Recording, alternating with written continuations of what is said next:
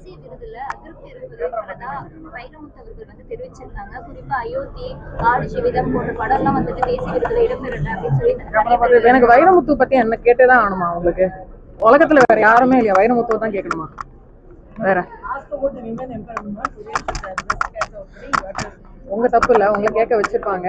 ஆனா உங்களுக்கு இந்த மாதிரி ஒரு ட்ரிகர்டா ஒரு ரியாக்ஷன் வரணும், நான் இந்த மாதிரி ரியாக்ட் பண்ணணும், நீங்க அதுக்கு ஒரு பதில் சொல்லணும். நீங்க ஒரு பெண்ணா இருந்துட்டு என்ன இந்த மாதிரி ஒரு கேள்வி கேட்கறது எனக்கு என்ன சொல்றதுன்னே தெரியலமா. தேவையா? நிஜமா சொல்லுங்க, தேவையா?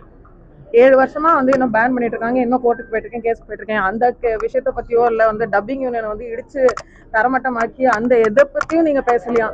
அவர் ரீதா சொல்லியிருக்காரு, அதை பத்தி நீங்க ஊர்வஷி மேம் பத்தி பேசல, நீங்க வைரமுத்துவை பத்தி பேசுறீங்க. What is the point? Why are you triggering? Why? Tell me, what is the point of you are getting a salary out of this? நான் ரொம்ப ரெஸ்பெக்ட்ஃபுல்லா தான் கேட்கிறேன். What is the point? இதை ஒரு பிரேக்கிங் நியூஸ் அப்படின்னு அதுக்கு ஒரு ட்ரிகர் ஒன்று போட்டு அதுக்கு ஒரு ஹெட்லைன் போட்டு சீரினார் சின்மை, சிறுகடித்தார் சின்மை, சாவடிச்சார் சின்மைன்னு ஒன்று போடுறீங்க. சாணக்க சாணா, சீனாக்கு சீனா. முடிஞ்சிச்சா? இன்னைக்கு முடிஞ்சிச்சா டிஆர்பி? ஓகேவா? ஐஸ்வர்யா ஹாஸ்பிட்டல் பத்தி பேசலாமா?